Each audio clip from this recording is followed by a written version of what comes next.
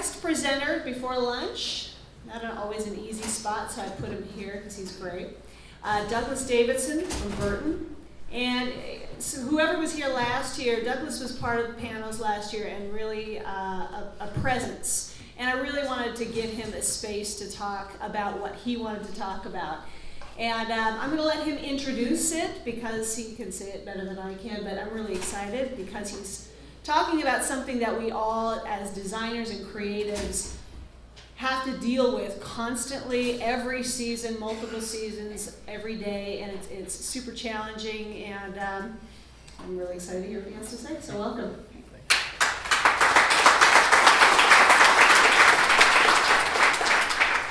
Good morning there. I'm a little jet lagged. I just flew in from Vietnam last night, and I'm sure a lot of you all have that same feeling sometimes. Haven't slept all night, but it's good. I'm feeling good right now. I was really excited when I was asked to come and speak, and one of the things that probably has been a challenge for my whole life, and I'm sure a lot of you, is just staying inspired and just trying to be creatively conditioned, throughout our careers and kind of as we grow. I started, right now I'm a product designer in this form of life, and I started about 15 years ago designing bags, and it's something that I was pretty passionate for myself. It's something I specialize in. I hope to be doing it when I'm 80. This is kind of a little snapshot of my workshop, and it's a workshop that I have about 4,000 bags as a design library. I have a lot of other things too. I have vintage surfboards, and I have just so much stuff that I really try to gather information from. I'm not really sure where somebody asked me if I'm a hoarder, and I was just like, like in my head, I'm like, no, I'm not a hoarder, and so it's just like, and I was getting into shaping surfboards a few years ago, and I was like, I really don't want to take anything seriously because I don't really take anything serious in my life. And the person I had said that to was standing inside this workshop and kind of looked around like, what do you mean you don't take anything seriously, and so anyways, this has been a big chunk of my life for the last 15 years, and it's really just fun. It's every day I wake up and I get to work for an amazing company who the owner's really involved on a daily basis and just really wants to make great product. And I'm truly blessed to be able to design bags. But before I got into this stage of my life, I like a lot of us, we all have our own journey and our own story. And my journey started when I was about 3 months old. I was actually adopted by this amazing family, and I was actually born Brian Flores. And so just to give you context, that I have this whole other mystery identity of who I am. And it was something that, throughout my entire life, there was always a sense of being lost, a sense of, nothing's ever been perfect, and you're kind of like just a space cadet in some ways, and you never really attached to anything. Well, I had this, amazing mother who was pretty much an elementary school teacher, and she was a teacher for about 30 years. And she took me everywhere, and this was her version of camping, was on a cruise ship. And so that was my first introduction of just like water, and I spent probably every Christmas from the age of 5 to about 18 on a cruise ship, and it was just amazing traveling around, South America, and I would end up taking my surfboard on these trips and just having a good time with my mom while she sat on the beach. She watched me and I went surfing, so can't really argue against that. I was born in this small little town outside of Los Angeles called Whittier. It's a Quaker little town, and really it's kind of in the epicenter of Los Angeles in so many ways, because you're not necessarily associated with the beach and you're not associated with downtown Los Angeles. You're mostly associated with the east side of Los Angeles, which is pretty rad because for myself, I was in this epicenter of skateboarding and, lowrider culture, car culture of, just the Mexican community. Then you had Armenians and you had Italians, and much like, any metropolitan city where you just have all these different subcultures and cultures. And then there's art. And to me, art was graffiti. It was just something that was really around me all the time. It wasn't something that, you would wake up and be like, I'm a graffiti artist or anything like that. It wasn't like that. It was just something everybody did. You just thought, oh, there's a wall and I have a spray can. Let's go and put my name up there. And it doesn't make the most sense, but when you grow up in that environment, that's something that kind of resonates for yourself. Like I said, with skateboarding, kind of at the boom of its time, in my era of skateboarding, Los Angeles was such a rad space because it was just all concrete.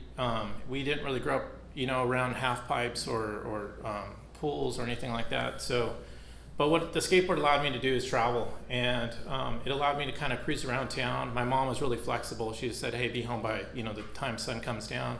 That means I can get over to Venice and probably on the bus, and it takes an hour. I have to get back to LA. It's another hour, so I could spend my days kind of traveling around Southern California pretty well.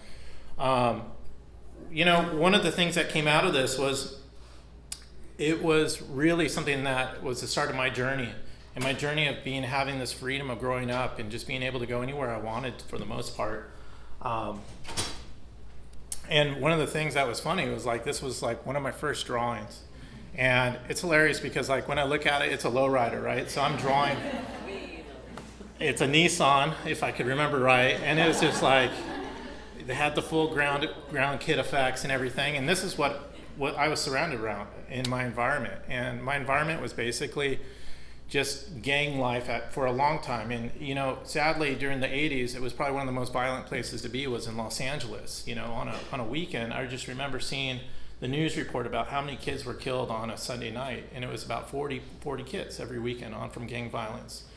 And, drive-by shootings were pretty normal at our high school, or at a local high school in the area. So the violence was so high, and you grow up with this angst of anxiety, and you just want to get out. And the one place that I was able to get out, one place I was able to get out was the ocean. And I was introduced to obviously water at a younger age, and being able to go to the ocean and go surfing, and you just sitting out in the water and feeling the sun come off the water and the breeze just on your face. It was just amazing because it was the one place I can feel nothing was around me, nothing's going to affect me negatively. I can just let go, and kind of being lost in the context of feeling as I got older, I felt more the presence of being adopted. I also felt more the presence of just this anxiety of just crime in so many ways, and I really wanted to get away from that. So I started painting, and this is a picture when I was about 15 years old, and I found this outlet that I didn't even know I was creative, to tell you the truth. I had no idea that I could draw. I had no idea that I had a lens in some ways. So I started painting this picture. It took me about a year and a half to paint. I didn't really think of it like I'm doing a painting. It was just something I did during lunchtime at school. And I just literally just spent some time on it. Cool, I went on to the next period of class and did another thing. Well, what happened with this picture is that it ended up winning a contest. And it won this contest where I really didn't, want to put it in any contest. It wasn't really in my frame of mind where there's tons of students in the class that wanted to do a contest. And it ended up winning, to make a long story short. And it allowed me to go on this program to New York City. And coming from Los Angeles, I'd never seen concrete. I'd never seen I didn't even know what I was getting myself into. And then all of a sudden, it would be that June, and I ended up after my senior year of graduating, I ended up going to New York City, and I'm at Parsons, and I didn't even know there was art school. I didn't know there was designers. I didn't know this was something that people were really passionate about. But what New York City did is I totally failed in the class, just to give you full visibility, Because what I did is I experienced New York City. I got outside, I was like, wow, this is great, and I wasn't really into the class. And I'm like, but I'm gonna go and check out New York City and go skateboarding. And so I went to the Brooklyn Banks, and I read about it in Thrasher magazine, and I was like, I gotta go all these different locations. And next thing you know, you start meeting all these different people who are some of my best friends today. And that was a long time ago. And the one thing that it allowed me to do was I heard somebody say, get outside. I think it was really, for me, it was taking advantage of those opportunities. And I was still searching in so many ways. Well, after I painted this picture and I went on this trip, about 6 months later, my life totally changed. And my life changed in a good way and a bad way, but I was reborn in so many different ways. My mom ended up passing away, unexpectedly. I got a phone call March 15th, 1994 at 7:42 in the morning, and my dad had called me and he said, your mom died. That was the intro. So imagine, my mom was as healthy as can be. I talked to her the night before. I was supposed to go and have dinner that night up in Los Angeles. I was living in Encinitas. all of a sudden, the way I explain it to people is that you have all these emotions and they're all over the place. And all of a sudden it just comes right down into this one little atom and your emotions just explode. And you don't even know what to do. You're lost in so many ways. And that was probably by far the worst point or most traumatic thing that I ever experienced in my life up to that point. Well, 6 months later, my dad had his own breakdown. And he had given me, basically called me downstairs from up in the house, and he'd given me $20, the pink slip, and he said, have a good life and be safe. And I had to move out at that point, and I had to go and, I packed everything in my car, got on the road, and for the next six years, I lived on a couch, or I lived out of my car. And I remember sitting there one night, and it was on Christmas, and I'm sitting in the back of my truck, and I'm kind of looking up at the stars, and I told myself, I'll never put myself, or I'm going to get myself out of this, and I'm going to go do something that I'm going to be good at. I didn't know what that was going to be at that time. It was just a time of being lost. It was probably the worst time of my life. And all of a sudden, I got thrown into just the right crowds, some of the wrong crowds too, but the right crowds in the context of, I happened to be around a scene that was just starting. It was the motocross industry, and there was a bunch of freestyle motocross guys who weren't calling themselves freestyle motocross. It was just that they were racing supercross, but at the same time, they were just having fun on the weekends. One of my buddies just said, hey, why don't you go out on this camping trip with us, and you can hold a camera and start filming people. And the guys who owned it were ex-snowboarders, and basically I was like on board because I'm young, and I'm just like, okay, cool, I want to go hang out with these guys. And they gave me a camera, and I'm sitting up on a dune just like panning and following people on motorcycles with a beer in my hand. And my career surprisingly started there. And we started making these, well, I wasn't making them, but I was just pretty much a gopher filming stuff. And what it was a motocross film called Crusty Demons of Dirt. And basically from that point on, it just being surrounded by just your friends really, and just having a great time, and you're starting to meet people, and you're starting to, how to actually read contracts. You're reading contracts for your friends, and you're just trying to start negotiating for them. And a lot of that came from my father, of just being an entrepreneur of his own and owning his own company, but he kind of taught me to be somewhat book smart, and that's what I did, in that sense. And that was kind of the role I played within my friends all the time, was trying to read those contracts and just being, kind of the angel on their shoulders at that context. Well, time went on. I ended up getting involved in the motorsports industry, still living on my couch. I was just doing it for fun at that point.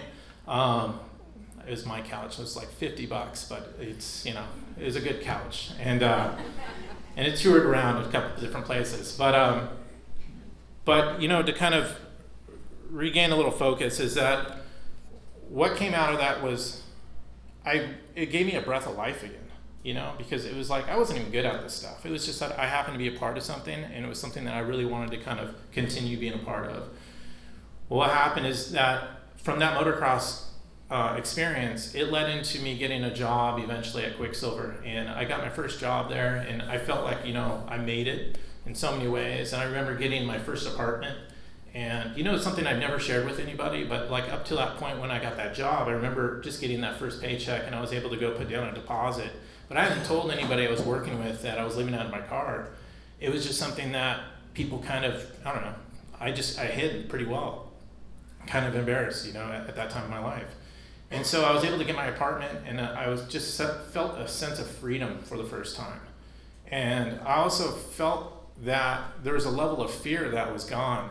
And I had this boost of confidence, like, okay, cool, I just got myself out of that situation. Now you're on kind of to the next situation. And what happened from there is I'll kind of remember my first day on the job. Bob McKnight, who was the CEO or the founder, one of the founders of Quicksilver, he came into my office, and I had an office for my first job too, so that was kind of cool, And so comes into my office and throws the luggage on the floor, and I just started working as an accessories designer, and he just says, "This is the worst luggage ever." Blah blah blah blah blah. His daughter's underwear was going around the carousel inside the airport, and he didn't know it was my first day on the job, and I'm just getting lit up, and I'm just like, and I really don't even know who he is at that point. And then finally he storms off, and then my manager walks in and he goes, "What do you say?" And I was just like, I told him the news, and he's just like, "Well, that's the CEO. You got to fix all that." And I was just like, "Okay, note to self," And but it was cool because that was my first impression of expectations of a CEO. And I'll tell you, it's something that's obviously pretty impressionable to me, but it's always been the level of like, that's the owner, that's his expectation, and I have to get that expectation, fulfill that expectation. And with that, he also said, "We need our luggage as good as Burton." So in my head, I was like, "Oh, Burton, okay, note to self. So that's your level of like what you think is good." And so in my head, I'm like, well, maybe one day I need to go work for Burton. And, and so, the road kind of went on. I eventually worked for a fashion house out of Los Angeles. It was a design studio. I was pretty much a ghost illustrator, and for a really great friend of mine, kind of a mentor throughout my career. And it was awesome because I just really started learning how to draw. And if you guys have picked up, I never went to a formal school. I never went to a formal training. I never had any type of formal instruction. I made bagels for a long time. I delivered pizzas, and I worked for a lot of beer, and that was awesome, in the motocross industry. But at the same time, I surrounded myself by amazing mentors along the way who were life coaches and who have been amazing life coaches along the way.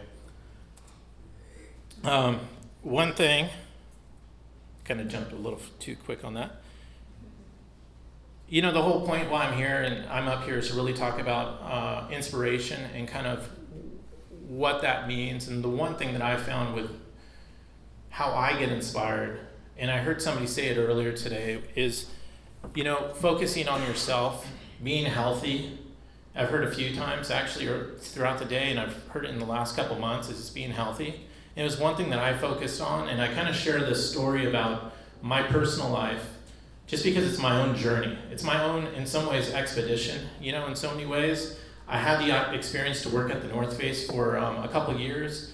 I got to work with Conrad and Jimmy Chin, on a couple projects, and there was one project specifically was a Maru expedition. And they had gone on the expedition, I think it was 2 times beforehand, and for whatever reasons, they weren't able to summit. One of the things that, my group that I was working with is that we focus on all their equipment that we can actually contribute to, and we focus on,